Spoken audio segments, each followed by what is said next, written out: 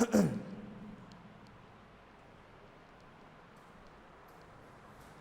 Morning students. आज हम भारत की जलवायु के बारे में अध्ययन करेंगे। ठीक है, हमारा जो भौतिक विभाजन है वो पूरा हो गया है। भौतिक विभाजन के बाद में जो हमारा टॉपिक आता है उसकी हम बात कर लेते हैं भारत की जलवायु की।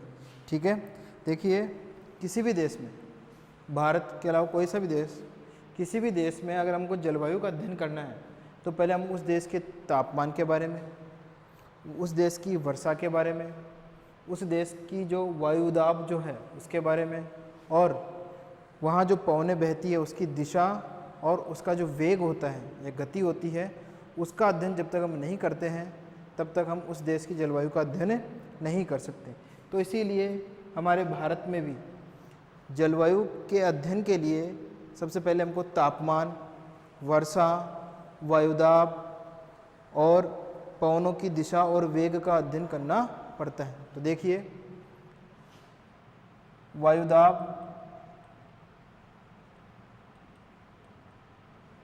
तापमान, वर्षा, वायुदाब, तापमान, वर्षा, पवन की दिशा, पवन दिशा, वेग आदि का अध्ययन हम करेंगे तो हमारे भारत की जलवायु का अध्ययन हम कर पाएंगे। ठीक है, ये तो बात हो गई कि एक सामान्य सी बात कि जब तक हम किसी भी देश की वायुदाब और तापमान, वर्षा या पवन की दिशा या वेग का अध्ययन नहीं करते हैं तब तक हम उस देश की जलवायु का अध्ययन नहीं कर सकते। ठीक है, तो देखिए भारत में जो जलवायु है, हमारी भारत की जलवायु मानसूनी प्रकार की जलवायु है। किस प्रकार की जलवायु है? मानसूनी जलवायु। भारत की जलवायु मानसूनी जलवायु। कैसी जलवायु है? मानसूनी जलवायु हमारे भारत की हमको देखने को मिलती है। मानसूनी जलवायु के अलावा इसे हम उष्ण मानसूनी जलवायु, उष्ण मानसूनी जलवायु, उष्ण मानसूनी जलवायु भी कहते हैं, जलवायु भी कहते हैं। तो दो नाम हो गए, एक तो मानसूनी जलवायु, एक उष्ण मानसूनी जलवायु। ठीक है, तो ये हम हमारी मानसूनी जलवायु या हमारी भारत की जलवायु के नाम है। ठीक है, भारत, जो हमारा भारत है उसके मध्य से एक रेखा गुजरती है जिसे हम कर्क रेखा कहते हैं। कौन सी रेखा गुजरती है भारत के मध्य से?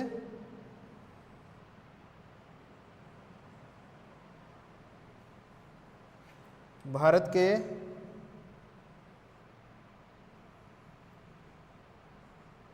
मध्य से एक रेखा गुजरती है। कौन सी रेखा गुजरती है? एक रेखा गुजरती है जिसे हम कर्क रेखा बोलते हैं। क्या बोलते हैं? कर्क रेखा। ठीक है, जिसका जो उत्तरी भाग जो होता है, कर्क रेखा से उत्तर वाला जो भाग है हमारे भारत का, वहाँ में उपोष्ण कटिबंध, उपोष्ण कटिबंध, कटिबंधीय जलवायु, उपोष्ण कटिबंधीय जलवायु देखने को मिलती है। ठीक है, जबकि दक्षिण में, इस कर्क रेखा के दक्षिण में जो हमारा भारत है वहाँ उष्ण कटिबंधीय जलवायु, उष्ण कटिबंधीय जलवायु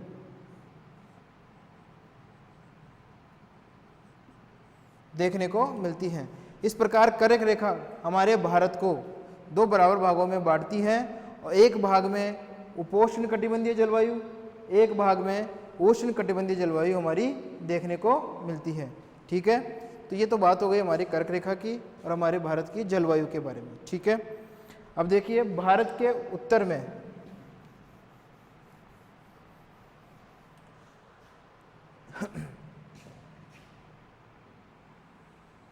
भारत के उत्तर में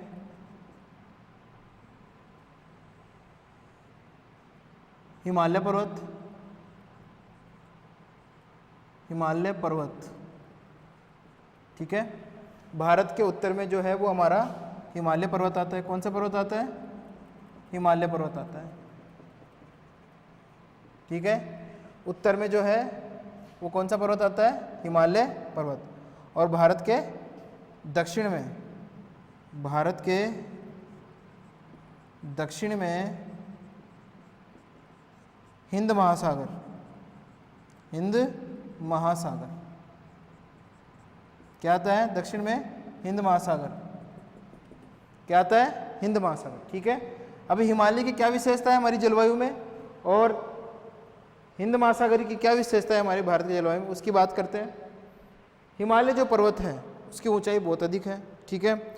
अब ये ऊंचाई जो है वो हमारे भारत के लिए वरदान है। क्या है? वरदान है। क्यों? क्योंकि मध्य एशिया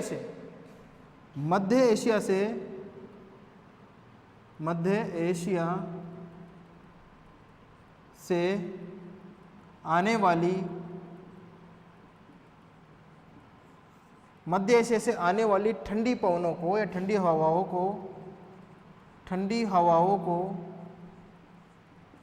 ये रोकता है। हमारा हिमालय पर्वत भारत में प्रवेश करने से रोकता है, उत्तर के ऊपरी भागों में ही उनको रोक लेता है। ठीक है। जिससे भारत जमने से बच जाता है। जमने से मतलब ठंडा होने से बच जाता है नीचे की तरफ। उत्तर से जब हम नीचे चलते हैं तो हमारा पूरा भारत, अगर ये हिमालय पर्वत नहीं हो तो हमारा पूरा भारत में जो है वो शीतलहर का प्रकोप हो जाए। ठीक है। ये ठंडी पवनें हमारे भारत में भी वर्चस्व स्थापित कर लेगी।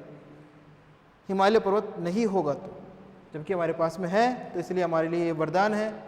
जो ठंडी पवनें हैं वो हमारे भारत में प्रवेश नहीं करती हैं, क्योंकि उनको ये हमारा हिमालय पर्वत ही रोक लेता है। ठीक है। ये तो बात हो गई हिमालय पर्वत की विशेषता की भारत की जलवायु में। अब ऐसे ही भारत के दक्षिण में जो हमारा हिंद महासागर है वो क्या करता है? हमारे भारत में मानसूनी जलवायु को लेके आता है। किनको लेके आता है? मानसूनी जलवायु। और मानसूनी जलवायु से ही हमारे भारत में क्या होती है? वर्षा होती है।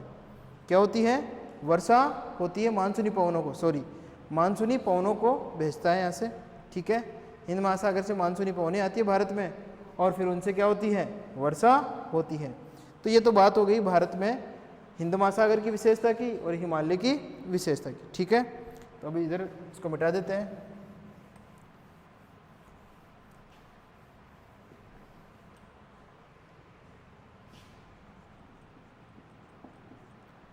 ठीक है। अब हम बात करते हैं मानसून शब्द, भारत के लिए मानसून शब्द और पूरे विश्व के लिए मानसून शब्द। ठीक है। तो जो मानसून है, मानसून शब्द,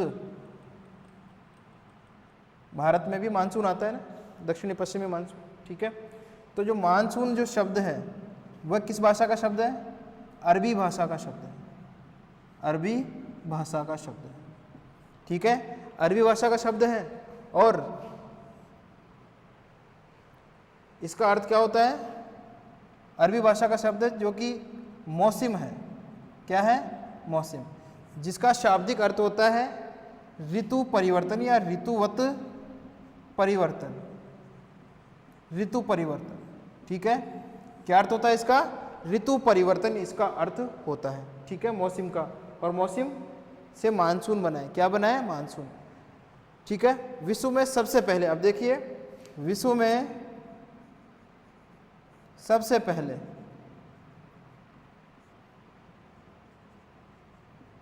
मानसून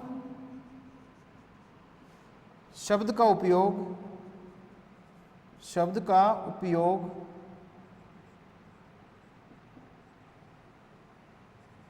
मानसून शब्द का उपयोग हिप्पोलस, किसने? हिप्पोलस ने किया था। किसने किया था? हिप्पोलस। उपयोग हिप्पोलस, यूनानी विद्वान थे जिन्होंने सबसे पहले मानसून शब्द का उपयोग किया था या प्रयोग किया था। ठीक है। तो ये तो बात हो गई मानसून शब्द की। ठीक है। मानसून शब्द जो है उसकी बात हो गई। अब हम बात कर लेते हैं मानसूनी जलवायु की। मानसूनी जलवायु का सर्वप्रथम अध्ययन, मानसूनी जलवायु का सर्वप्रथम अध्ययन जो है, मानसूनी जलवायु का सर्वप्रथम अध्ययन की बात करते हैं। मानसूनी जलवायु का सर्वप्रथम अध्ययन अल मसूदी विद्वान ने किया था। किसने किया था? अल मसूदी ने किया था। ठीक है, मानसूनी जलवायु का अध्ययन अल मसूदी ने किया। मानसूनी पवनों का अध्ययन भी मानसूनी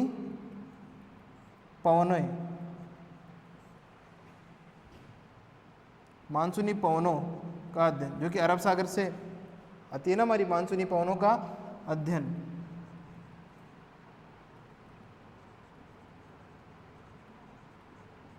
किसने किया? इसी अल मसूदी ने किया।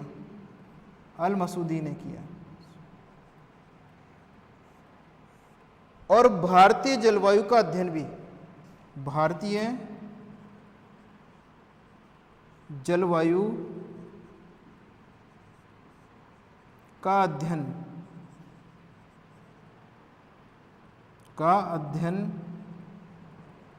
भी अल मसूदी ने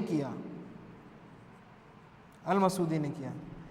तो अगर हम देखें वैचारिक रूप से अगर हम बात करें तो विश्व में सबसे पहले मानसूनी जलवायु के बारे में अध्ययन करने का जो कार्य किया था वो आपके अल मसूदी विद्वान ने किया था। इन्होंने ही मानसूनी पवनों, अरब सागर की जो मानसूनी पवनें हैं, दक्षिणी पश्चिमी मानसूनी पवनें, उनका अध्ययन करने का भी कार्य अल मसूदी ने किया। और भारतीय जलवायु का अध्ययन भी आपके अल मसूदी ने करने का प्रयास किया था। तो अल मसूदी प्रमुख विद्वान हो गए आपके जलवायु के। ठीक है, अब हम बात करते हैं कि भारतीय जलवायु को भारत के जलवायु विभाग ने, भारतीय जलवायु या मौसम विभाग ने 4 भागों में बांटा है। कितने भागों में बांटा है? 4 भागों में। तो देखिए कौन कौन से भाग है वो। भारतीय मौसम विभाग का वर्गीकरण 4 भागों में बांटा है इसको। सबसे पहले जो आती है आपकी शीत ऋतु। शीत ऋतु के बाद में आती है आपकी ग्रीष्म ऋतु।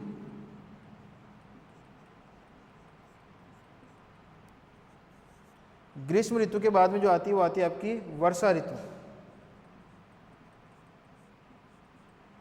और वर्षा ऋतु के बाद में जो आती है वो आती है आपकी शरद ऋतु। ठीक है, तो ये हमारे भारत की 4 ऋतुएं हो गई जो हमारे भारत के मौसम विभाग ने निर्धारित की है, बनाई है। ठीक है, इनके अगर हम समय की बात करें तो शीत ऋतु जो आपकी मध्य दिसंबर से फरवरी तक, मध्य दिसंबर से लेकर फरवरी तक देखने को मिलती है। तो लिख देता हूं मैं इसको भी, यहां पे देख लेना आप। मध्य दिसंबर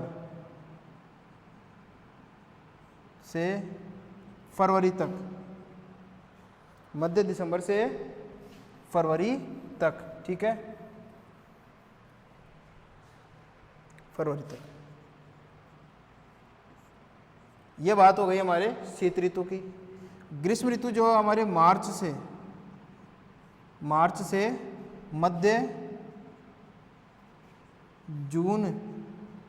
मध्य जून तक देखने को मिलती है। ठीक है, ये जो हमारी मध्य जून से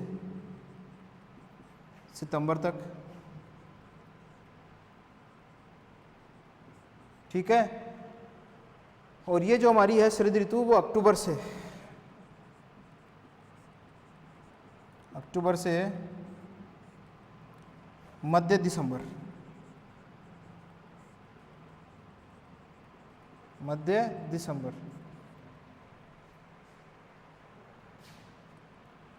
दिसंबर तक देखने को मिलती है हमारी। ये 4 ऋतुएं हमारी जो है वो हमको मध्य दिसंबर से लेकर मध्य दिसंबर तक जो है वो देखने को मिलती है। देखिए शीत ऋतु प्रारंभ हो रही है मध्य दिसंबर से लेकर मध्य दिसंबर तक आपकी शरद ऋतु। ठीक है, मध्य दिसंबर से फरवरी शीत, ग्रीष्म मार्च से मध्य जून, वर्षा ऋतु जो अभी इस समय चल रही है सितंबर में पूरी हो जाएगी, और इसके बाद में शरद ऋतु हमारी अक्टूबर से स्टार्ट हो जाएगी मध्य दिसंबर, और फिर हमारी शीत ऋतु वापस प्रारंभ हो जाएगी। ये जो हमारा घटना चक्र है वो लगातार चलता रहता है हमारी ऋतुवत परिवर्तन के रूप में। किसके रूप में? ऋतुवत परिवर्तन के रूप में। तो अब हम सबसे पहले जिस ऋतु का अध्ययन करेंगे वो हमारी आती है शीत ऋतु। कौन सी आती है? शीत ऋतु। ठीक है, तो देखिए शीत ऋतु के बारे में हम अध्ययन करते हैं। तो इसके लिए पहले हमको इनको मिटाना पड़ेगा, हमारी चारों ऋतुओं को, और शीत ऋतु को हम छोड़ देते हैं।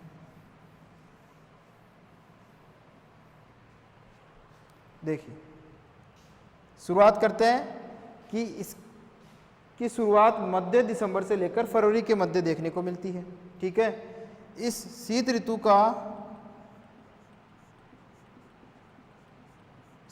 का सबसे ठंडा महीना, सबसे ठंडा महीना कौन सा होगा? जनवरी। कौन सा है? जनवरी है। ठीक है, सबसे ठंडा महीना कौन सा होगा? जनवरी। ये तो बात होगी ठंडे महीने की। अब सर्दियां क्यों पड़ती हैं यहाँ पे उसकी बात कर लेते हैं। इस समय सूर्य दक्षिणायन इस समय की बात कर रहे हैं, मध्य दिसंबर से फरवरी की बात हो रही है हमारी। इस समय सूर्य दक्षिणायन स्थिति में होता है, दक्षिणायन स्थिति में होता है, जिसके फलस्वरूप उत्तरी गोलार्ध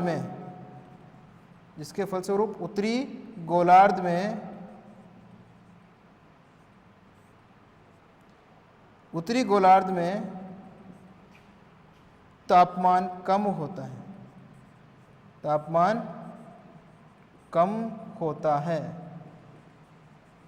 क्या कम होता है?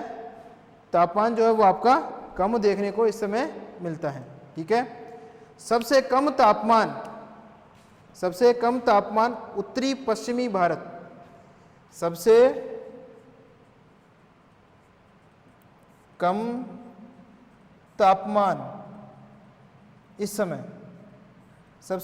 तापमान इस समय उत्तरी पश्चिमी भारत में देखने को मिलता है, भारत में होता है, जिसके फलस्वरूप यहाँ पर क्या होता है? एक उच्च वायुदाब केंद्र विकसित होता है। क्या विकसित होता है? उच्च वायुदाब केंद्र विकसित होता है। क्या विकसित होता है? उच्च वायुदाब केंद्र। यहां पर उच्च वायुदाब केंद्र विकसित होता है,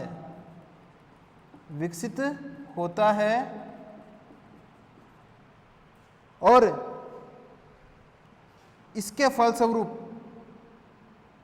पवने उच्च दाब से निम्न दाब की ओर प्रवाहित होने लगती है। क्या होने लगती है?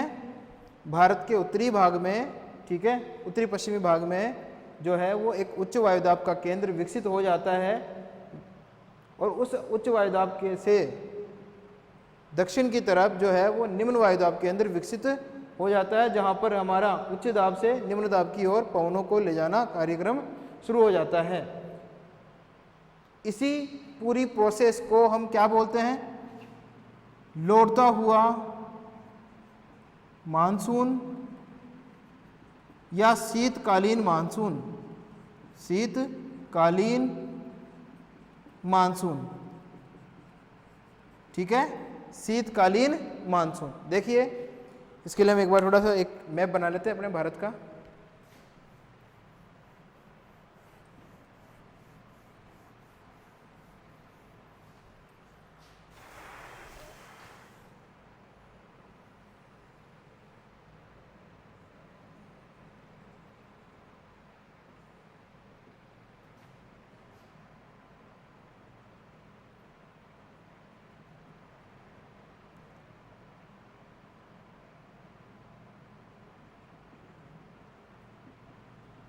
ठीक है, ये हमारा क्या हो जाएगा यहाँ पे हाई प्रेशर बेल्ट। तो इससे क्या होगा, पवनें जो होगी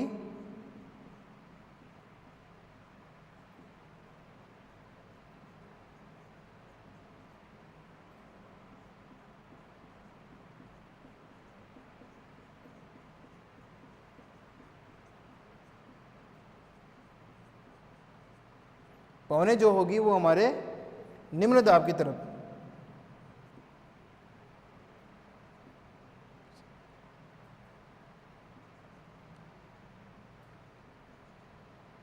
ठीक है, लोअर प्रेशर बेल्ट की तरफ चलना प्रारंभ हो जाएगी।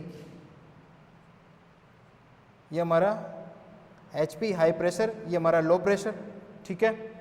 उच्च दाब, उच्च दाब केंद्र, निम्न दाब केंद्र, निम्न दाब केंद्र, ठीक है। तो इस प्रकार से हमारे जो है वो लौटता हुआ मानसून, लौटता हुआ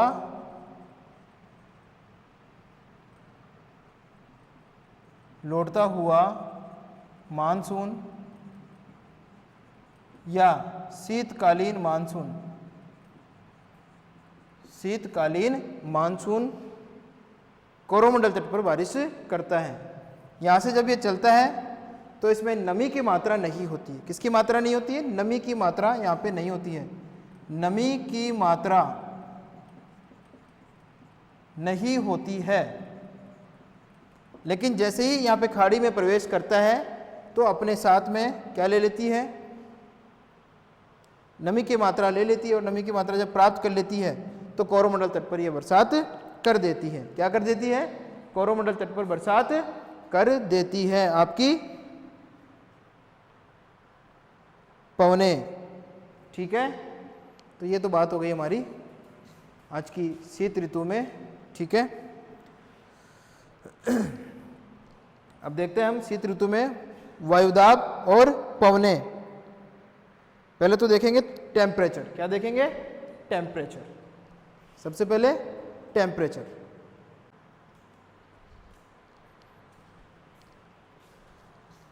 शीत ऋतु की बात कर रहे थे हम हमारी, ठीक है। शीत ऋतु में कुछ विशेषताएं देखने को मिलती है, जैसे कि तापमान, वायुदाब, पवनें और पश्चिमी विक्षोभ, ठीक है। सबसे पहले हम बात करेंगे तापमान की। देखिए इस समय जब सूर्य दक्षिणायन हो रहा होता है या दक्षिणायन रहता है, तब उत्तरी गोलार्ध में जो है तापमान कम देखने को मिलता है, तापमान कम देखने को मिलता है। और इस समय हमारे उत्तरी पश्चिमी भारत में, इस समय हमारे उत्तरी पश्चिमी भारत में सबसे कम तापमान देखने को मिलता है।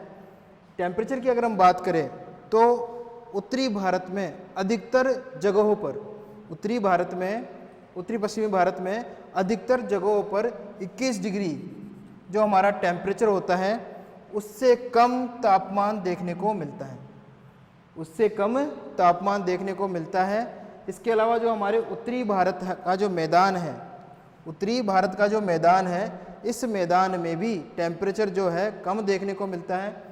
यहाँ तक कि यहाँ पे 18 डिग्री सेंटीग्रेड से भी कम तापमान देखने को मिलता है। क्या हो गया? 18 डिग्री से भी कम तापमान यहाँ देखने को मिलता है। जबकि दूर दक्षिणी भागों में अगर हम बात करें, ठीक है, दक्षिणी भागों की अगर हम बात करें, भारत के दक्षिण भारत में 22 डिग्री तापमान, और दक्षिणी भागों के भी और दक्षिण में अगर हम चलते हैं तो यहाँ पर 25 डिग्री से अधिक तापमान देखने को मिलता है। ठीक है, ये बात हो गई। ऐसे ही यहाँ पे हमारे तिरुवनंतपुरम में जो टेम्परेचर है वो भी 31 डिग्री के लगभग देखने को मिलता है। इससे क्या होता है, दक्षिण भारत में टेम्परेचर अधिक होने के कारण बंगाल की खाड़ी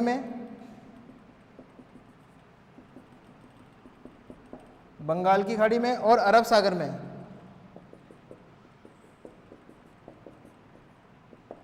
सागर में जो है निम्न वायुदाब केंद्र एलपी लोअर प्रेशर बेल्ट की उत्पत्ति हो जाती है, जबकि उत्तरी पश्चिमी भारत में हाई प्रेशर बेल्ट एचपी की उत्पत्ति हो जाती है, जिसके फलस्वरूप जो पवने हैं उच्च वायुदाब केंद्र से निम्न वायुदाब केंद्रों की ओर आना प्रारंभ हो जाती है। ठीक है, ये बात क्या हो गई हमारे टेम्परेचर की।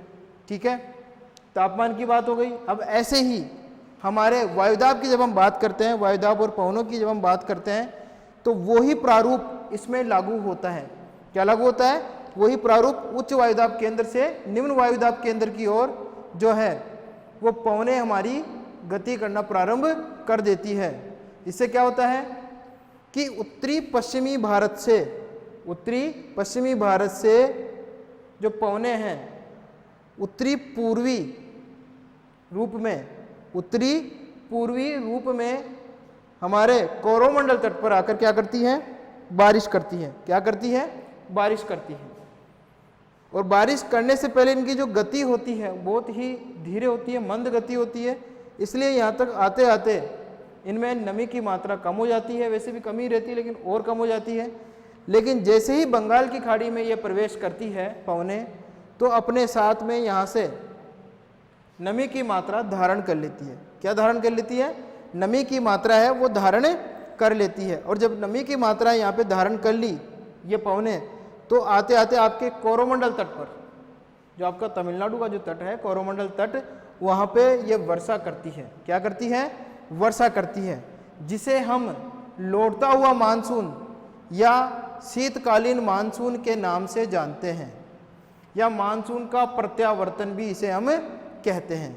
क्या कहते हैं, मानसून का प्रत्यावर्तन भी हम इसे कहते हैं। तो इस प्रकार से हमारा जो टेम्परेचर का जो फैक्टर है वो हमारे वायुदाब केंद्रों को विकसित करने के लिए प्रमुख भूमिका निभाता है, और फिर वो वायुदाब जो है वो हमारी पवनों को लाने के लिए अपनी महत्वपूर्ण भूमिका निभाता है। ठीक है, तो ये बात हो गई हमारे भारत में जो हमारी शीत जलवायु है उसकी हम बात कर रहे हैं, शीत ऋतु की हम बात कर रहे हैं। शीत ऋतु में जो है वो हमारे यहाँ पे टेम्परेचर उत्तरी भारत में कम देखने को मिलता है, उत्तरी पश्चिमी भारत में सबसे कम देखने को मिलता है। वहाँ पर एचपी का विकास होता है, एचपी मतलब उच्च वायुदाब केंद्र का विकास होता है। उत्तर पश्चिमी भारत में लगभग सभी जगहों पर 21 डिग्री से कम तापमान देखने को मिलता है। ये एक नॉर्मल सी बात है। ठीक है, लेकिन उत्तर के विशाल मैदान में 18 डिग्री से भी कम जो टेम्परेचर है वो देखने को मिलता है। 18 डिग्री से भी कम तापमान यहाँ देखने को मिलता है। ठीक है, इसलिए यहाँ इस जगह पे हाई प्रेशर बेल्ट की स्थापना हो जाती है, जिसे हम उच्च वायुदाब केंद्र कहते हैं। अब इस उच्च वायुदाब केंद्र से पवनें कहाँ चलेगी, जहाँ पे हमको निम्न वायुदाब मिलेगा। अब निम्न वायुदाब की स्थिति कैसे हो रही है वो देखिए। दक्षिणी भारत में इस समय लगभग सभी जगह पर 22 डिग्री से ऊंचा तापमान रहता है, 22 डिग्री से ऊंचा तापमान रहता है। और इसके दक्षिणी भाग में और चलेंगे हम तो 25 डिग्री तापमान, यहाँ 25 डिग्री से ऊपर का जो तापमान है वो देखने को मिलता है, जिसके फलस्वरूप बंगाल की खाड़ी में और अरब सागर में जो है लोअर प्रेशर बेल्टों की स्थापना हो जाती है, जिसे हम निम्न वायुदाब केंद्र की संज्ञा देते हैं। किसकी संज्ञा देते हैं, निम्न वायुदाब की संज्ञा हम इसे देते हैं, जिसके फलस्वरूप निम्न वायुदाब केंद्र विकसित होने के कारण यहाँ पर उच्च वायुदाब केंद्र से पवनें क्या करती हैं, निम्न वायुदाब केंद्र की ओर आकर्षित होती है, यहाँ आती है और ये जो पवनें आ रही होती हैं इन्हें हम उत्तरी पूर्वी मानसून के रूप में, मानसून प्रत्यावर्तन के रूप में, या शीतकालीन मानसून के रूप में, अथवा लौटता हुआ मानसून के रूप में हम इसे मानते हैं, जो कि हमारे कोरोमंडल तट पर वर्षा करती है। हालांकि बहुत सारे विद्वान जो हैं कोरोमंडल पर जो वर्षा होती है उसे विक्षोभ की जो वो होती है, विक्षोभ से जो वर्षा होती है वो मानते हैं, लेकिन कुछ विद्वान जो है वो इसको लौटते हुए मानसून से भी वर्षा के रूप में देखते हैं।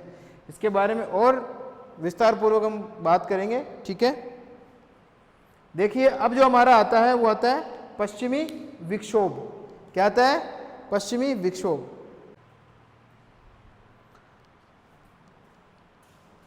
तापमान और वायुदाब के बाद में जिसका स्थान आता है वो आता है हमारा पश्चिमी विक्षोभ। शीत ऋतु में पश्चिमी विक्षोभ, पश्चिमी विक्षोभ की हम बात करेंगे, ठीक है। तापमान हमारा हो गया शीत ऋतु में, वायुदाब और पवनें हो गई, उसके बाद में आता है हमारा पश्चिमी विक्षोभ, विशेषता हमारे शीत ऋतु की। देखिए इस ऋतु में, शीत ऋतु में भारत में शीत ऋतु के समय यहाँ पे आपके भूमध्य सागरीय प्रदेश में, भूमध्य सागर में जो है, भूमध्य सागर में शीतोष्ण कटिबंधीय चक्रवातों की उत्पत्ति होती है। किसकी उत्पत्ति होती है? शीतोष्ण कटिबंधीय चक्रवातों की उत्पत्ति होती है। ये जो चक्रवात है वो जेट स्ट्रीम के साथ में, जेट स्ट्रीम जो हवाएं होती है, जेट स्ट्रीम पवनों के साथ अपने भारत में प्रवेश करती है। यह चक्रवात जो है शीतोष्ण कटिबंधीय चक्रवात जेट स्ट्रीम के साथ हमारे भारत में प्रवेश करती है, ठीक है। भारत में प्रवेश करने के पश्चात, यहाँ पे भारत में प्रवेश करने के पश्चात भारत में इन पवनों से, इन चक्रवातों से बरसात होती है। क्या होती है? बरसात होती है, वर्षा होती है। हमारे भारत में जैसे ही ये चक्रवात प्रवेश करते हैं इनका हम नाम बदल देते हैं, और नाम बदल के क्या कर देते हैं? पश्चिमी विक्षोभ कर देते हैं। हम यहाँ पे स्थानीय रूप से इन चक्रवातों को पश्चिमी विक्षोभों के नाम से जानते हैं। किसके नाम से जानते हैं? ये चक्रवात उठे भूमध्य सागर में, शीतोष्ण कटिबंधीय चक्रवात भारत में जब प्रवेश करे तो भारत में आने के पश्चात इनको हम बोलेंगे पश्चिमी विक्षोभ। क्या बोलते हैं? पश्चिमी विक्षोभ, ठीक है। पश्चिम की तरफ से प्रवेश कर रहे हैं इसलिए हमने इसको नाम क्या दिया? पश्चिमी विक्षोभ। यहाँ आने के बाद में ये क्या करते हैं? हमारे भारत में वर्षा करते हैं, और उत्तर भारत में 5 सेंटीमीटर के लगभग वर्षा ये कर देते हैं। कितने सेंटीमीटर के लगभग? 5 सेंटीमीटर के लगभग वर्षा ये कर देते हैं हमारे उत्तर भारत में। यहाँ वाला भाग जो हमारा है यहाँ पे 5 सेंटीमीटर तक वर्षा कर देते हैं। और उत्तर भारत में मुख्य रूप से पंजाब, हरियाणा, राजस्थान, हिमाचल प्रदेश और उत्तर प्रदेश में ये वर्षा करते हैं। पंजाब, हरियाणा, राजस्थान, हिमाचल प्रदेश और आपका उत्तर प्रदेश। देखिए नाम लिख देता हूँ मैं, पंजाब, हरियाणा, राजस्थान, यूपी और एचपी, इन जगहों पर ये बरसात करते हैं। और इसीलिए भारत में इस समय होने वाली बरसात को या वर्षा को मावट के नाम से जानते हैं। किसके नाम से जानते हैं? मावट के नाम से। स्थानीय नाम हम देते हैं इसको मावट, ठीक है। अब ये जो मावट होती है वो हमारे लिए रबी की फसल, रबी की फसल के लिए बहुत ही लाभदायक होती है। अमृत वर्षा इसे हम मानते हैं। क्या मानते हैं? अमृत वर्षा हम इसे मानते हैं। अमृत के समान होने वाली वर्षा या स्वर्ण बूंदों के समान, सोने की बूंदों के समान होने वाली वर्षा ये होती है, जो गेहूं की फसल के लिए अत्यधिक लाभदायक होती है।